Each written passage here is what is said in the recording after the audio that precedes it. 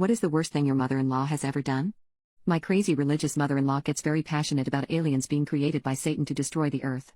The first time I met my in-laws, we met at a restaurant for my boyfriend's birthday dinner. While we were waiting to be seated, my mother-in-law spotted a new tattoo, a small rose to commemorate his best friend that had recently passed, on my 27-year-old boyfriend's forearm and was angrier than an alcoholic dad. She started yelling in the restaurant really loudly. She screamed that he was desecrating her body.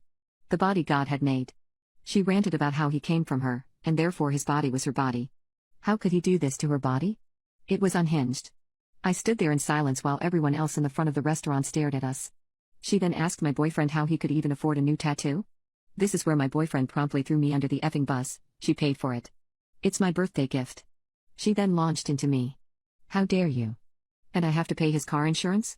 If you have money to waste on tattoos, well then you can pay his insurance. You can pay for his phone too. This was my very first conversation with her.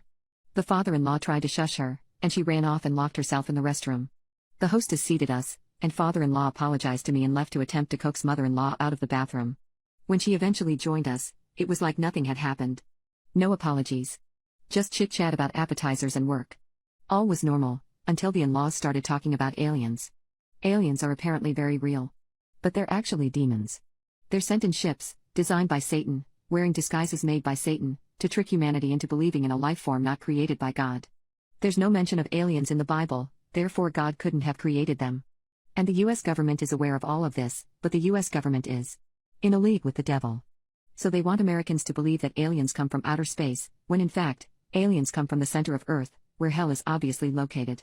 At this point in the conversation, I was struggling to keep my facial expressions neutral. I reached out and placed my hand on my boyfriend's arm. Mother-in-law noticed and loudly, and in an accusatory tone, asked, "Are you shushing him?